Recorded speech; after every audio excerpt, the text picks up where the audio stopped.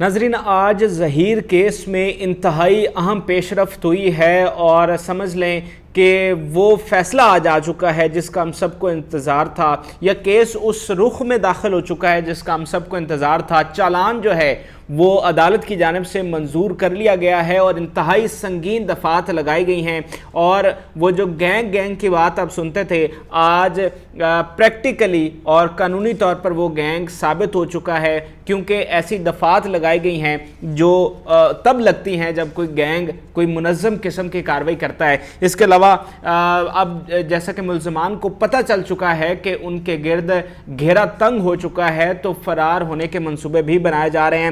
آج کی سماعت میں کیا ہوا ہے، کون سی اہم دفعات لگائی گئی ہیں اور کس طرح سے گینگ ثابت ہو چکا ہے، تمام جو تفصیلی آج کی کارروائی ہے وہ میں آپ کے سامنے رکھتا ہوں۔ سب سے پہلے تو میں آپ کے سامنے دفعات رکھتا ہوں کہ کون سی دفعات لگائی گئی ہیں۔ چلان جو ہے وہ آج وربلی اس کا فیصلہ سنایا گیا تھا عدالت کی جانب سے، اور جج صاحب کی جانب سے وربلی اس بارے میں آگاہ کیا گیا تھا فریقین کو۔ تو جو دفعات لگائی گئی ہیں وہ ہمارے سامنے آ چکی ہیں، اور یہ خود ان دفعات کی تصدیق جو جبران ناصر جو مدعی کے وکیل ہیں انہوں نے کی ہے، یعنی یہ میں کوئی ہوائی بات نہیں کر رہا، بلکہ جو کارروائی ہو چکی ہے، جس بات کی تصدیق ہو چکی ہے وہ میں آپ کے سامنے رکھنے جا رہا ہوں۔ 363 ناظرین 363 کی دفعہ لگائی گئی ہے، اور یہ کڈنیپنگ کی دفعہ ہے، یعنی اغوا کی دفعہ ہے، اور اس کی جو کم سے کم سزا ہے وہ 7 سال ہے۔ اچھا، اس کے بعد 364 کی دفعہ لگائی گئی ہے، اور یہ کب لگتی ہے؟ اب یہ دفعات جو ہیں یہ آپ کو واضح کریں گی کہ یہ کتنا بڑا ایک گروہ تھا اور یہ کتنا سنگین معاملہ تھا۔ 364 کی دفعہ لگائی گئی ہے، اور یہ تب لگتی ہے جب 14 سال سے کم عمر بچی کو بدفعلی کی نیت سے اغوا کیا جاتا ہے۔ جی ہاں، آپ سنتے جائیے اور کانوں کو ہاتھ لگاتے جائیے کہ یہ جو سادہ سے لوگ نظر آتے تھے، جن کے بارے میں کچھ ترجمان یہ کہتے رہے کہ یہ سادہ سے لوگ ہیں، تو ان پر 364 لگائی گئی ہے، جس کا مطلب یہ ہوتا ہے کہ 14 سال سے کم عمر بچی کو بدفعلی کی نیت سے اغوا کرنا، اور اس کی جو کم سے کم سزا ہے وہ 14 سال ہے۔ اس کے بعد جناب اگلی دفعہ ہے 368، اور اس میں یہ کب لگائی جاتی ہے؟ یہ تب لگتی ہے جب کسی کو پتہ ہو کہ یہ بچی، لڑکی، خاتون اغوا شدہ ہے، اور کوئی شخص ملزموں کی اس کے باوجود مدد کرے، یہ تب لگائی جاتی ہے، یعنی سہولت کاری کی مد میں آپ کہہ سکتے ہیں۔ تو اس کی جو کم سے کم سزا ہے وہ جس طرح 363 یا 364 کی سزا، یہ 368 کے تحت بھی اتنی ہی سزا ہو سکتی ہے۔ اس کے بعد جناب ہے 34 PPC کی دفعہ، یہ کب لگتی ہے؟ جب ایک سے زائد لوگ جبرن کسی کو اغوا کر رہے ہیں اور نیت سب کی ایک ہی ہو۔ اچھا، اس کے بعد جناب سیکشن 34 لگایا گیا ہے، اور یہ سندھ چائلڈ میرج ایکٹ کے تحت یہ دفعہ لگی ہے، اور اس میں شادی کرنے والا اور سہولت کار دونوں پر یہ دفعہ لگتی ہے، کیونکہ یہ جب یہ دفعہ لگائی جاتی ہے تو اس کا مطلب ہوتا ہے کہ کم عمر بچی سے شادی کی گئی ہے، اس کی ایج 16 سال سے کم ہے، اور اس کے ساتھ شادی کی گئی ہے، تو اس میں جو شادی کرنے والا ہوتا ہے اور جو سہولت کار ہوتا ہے، دونوں پر یہ سنگین دفعہ لگتی ہے۔ اس کے بعد جناب سیکشن 32 ہے۔ اب یہ بھی بڑی سنگین دفعہ ہے۔ یہ کب لگتی ہے؟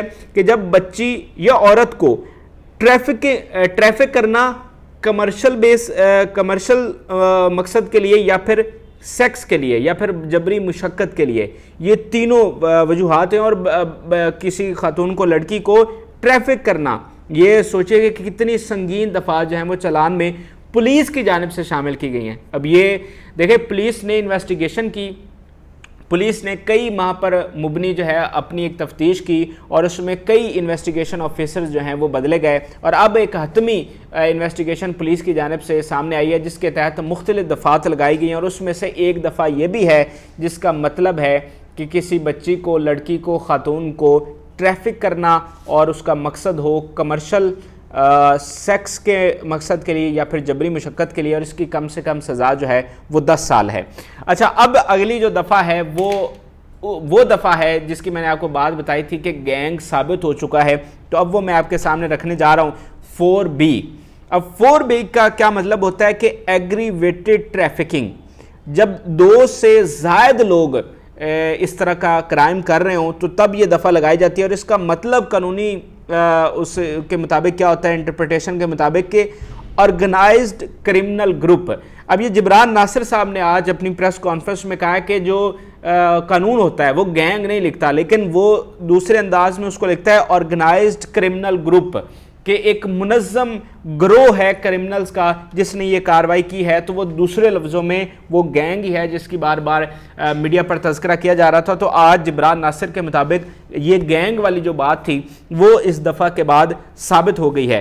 اچھا, اس کے بعد ایک دفعہ جو تھی وہ 375 یعنی ریپ کی دفعہ تھی, لیکن فی الحال اس کو اس چالان میں شامل نہیں کیا گیا. اس کی وجہ یہ بھی ہو سکتی ہے کہ ابھی ایم ایل او پر کوئی فیصلہ نہیں آیا, کیونکہ جب 375 لگتا ہے تو پھر ایم ایل او کروانا لازمی ہو جاتا ہے. تو ابھی ایم ایل او ہوا نہیں ہے تو اس کے بغیر 375 بے معنی ہو جاتی ہے, وہ پروف ہی نہیں ہو سکتی. تو ہو سکتا ہے جب ایم ایل او پر فیصلہ آ جاتا ہے تو پھر 375 جو ہے وہ دوبارہ سے شامل کر لی جائے. اور اب کل کیا ہونے جا رہا ہے, کل بڑی اہم سماعت ہے, کیونکہ کل جو ضمانت ہے اس حوالے سے فیصلہ ہوگا, ایم ایل او کے حوالے سے فیصلہ ہوگا. کل 11 بجے جو جج صاحب ہیں وہ ضمانت کے حوالے سے اپنا فیصلہ سنائیں گے اور یہ بتائیں گے کہ ملزمان کی ضمانت میں توسیع ہوگی یا پھر خارج ہو جائیں گے, اور وہ سلاخوں کے پیچھے ہوں گے. اور اس بات کے بڑے قوی امکان ہیں کہ وہ سلاخوں کے پیچھے ہوں گے, اور وہ کس طرح سے ہیں. جبران ناصر صاحب نے جو دلائل دیے ہیں اس کی روشنی میں یہ پتہ چلتا ہے کہ کل وہ خارج ہو سکتی ہیں. انہوں نے آج ایک دلیل یہ بھی دی جج صاحب کے سامنے کہ 364 اس کے تحت جو نکاح خواہ اور گواہ ہیں ان کی ضمانتیں خارج ہوئی تھیں, تو آج چالان میں یہ 364 لگ چکی ہے. تو اگر ان سہولت کاروں کی ضمانتیں خارج ہو سکتی ہیں تو جو مرکزی ملزمان ہیں ان کی ضمانتیں بھی جو ہیں وہ خارج ہونی چاہیے. یہ بالکل سیدھی سی بات ہے کہ ایک قانون کا اطلاق پہلے ہو چکا ہے تو اب اسی قانون کا دوبارہ اطلاق ہونا چاہیے. جبران ناصر صاحب کے کچھ دلائل جو ویسے تو بڑے طویل دلائل تھے, مختصراً آپ کو بتا دیتا ہوں کہ انہوں نے جج صاحب کے سامنے یہ بھی بتایا کہ عدالتوں کو کیسے گمراہ کر کے ضمانتیں لی گئیں. اس کے علاوہ انہوں نے جج صاحب کے سامنے یہ رکھا کہ بچی اگر 16 سال سے کم ہے یعنی وہ مائنر ہے تو اس کی سٹیٹمنٹ کوئی معنی نہیں رکھتی, چاہے وہ اغوا کار کو خود ہی کہے کہ مجھے لے جاؤ تو اب بھی اس کی سٹیٹمنٹ کوئی معنی نہیں رکھتی. اور یہ سٹانس پہلے دن سے جبران ناصر صاحب کا رہا ہے. جب میں نے ان سے انٹرویو کیا تب بھی میں نے ان سے یہی سوال کیا تھا کہ بچی کی سٹیٹمنٹ کتنے معنی رکھتی ہے, تو وہ اس بات کے قائل ہیں کہ جو مائنر ہے اس کی سٹیٹمنٹ کسی حوالے سے کوئی اس کی اہمیت نہیں ہوتی. پھر انہوں نے جج صاحب کے سامنے جو خفیہ شادیاں ہیں یا جو سرپرستوں اور ولی کے بغیر ہونے والی شادیاں ہیں اس حوالے سے جج صاحب کے سامنے اپنے دلائل رکھے کہ یہ ہمارے شرعی لحاظ سے بھی اس کی اجازت نہیں ہے. اور پھر جو ملزم کی جانب سے معافی کی درخواستیں کی گئی تھیں, بار بار معافی کا کہا جاتا رہا تھا, وہ بات بھی جبران ناصر صاحب نے جج صاحب کے سامنے رکھی. پھر جو سی ڈی آر کی لوکیشن آئی, پھر انہوں نے بتایا کہ چشتیہ میں جب پولیس نے بازیاب کروایا تھا لڑکی کو تو ملزم سے بازیاب کروایا تھا. تو یہ بھی ایک سنگین بات ہے کہ ملزم کس طرح سے اغوا کار کو لے کر ایک سے دوسری جگہ موو کرتا رہا. اچھا, پھر کل جناب ایم ایل او کے حوالے سے بھی فیصلہ آنا ہے. کل 11 بجے کل بڑی اہم سماعت ہے, کل 11 بجے ضمانت کا فیصلہ ہوگا اور پھر کل 12 بجے ایم ایل او کا فیصلہ بھی سنایا جائے گا. تو کل بہت قوی امکان ہے کہ ضمانت منسوخ ہو جائے گی اور ایم ایل او کا جو فیصلہ ہے وہ آ جائے گا. اب یہاں پر جو میں نے آپ کو شروع میں کہا کہ ملزم فرار ہونے کی کوشش کر رہا ہے, وہ فرار ہونے کا منصوبہ وہ کس طرح کہ آج جبران ناصر صاحب نے بھی اس خدشے کا اظہار کیا کہ آج ہی یہ ضمانت منسوخ ہو جانی چاہیے. ممکن ہے کہ کل ملزم جو ہے وہ پیش ہی نہ ہو اور وہ فرار ہو جائے, لیکن جج صاحب نے یہی کہا کہ ہم کل اس پر جو ہے وہ فیصلہ سنائیں گے. تو یہ خدشہ اپنی جگہ پر موجود ہے کہ چونکہ اب اتنی سنگین دفعات لگ چکی ہیں اور یہ تو بالکل واضح ہے کہ اس کی ضمانت جو ہے وہ منسوخ ہو جائے گی اور وہ سلاخوں کے پیچھے ہوگا, تو ممکن ہے کہ آج وہ وہاں سے فرار ہونے کی کوشش کرے کیونکہ وہ ضمانت پر ہے, وہ کہیں بھی موو کر سکتا ہے. تو ممکن ہے کہ وہ فرار ہو اور کل عدالت میں پیش ہی نہ ہو, اور اگر جب اسے پتہ چلے کہ وہ اس کی ضمانت منسوخ ہو چکی ہے تو پھر وہ غائب ہی ہو جائے اور پھر پولیس کو چھاپے مارنے پڑیں گے اس کو پکڑنے کے لیے. تو جبران ناصر صاحب نے اس خدشے کا اظہار کیا.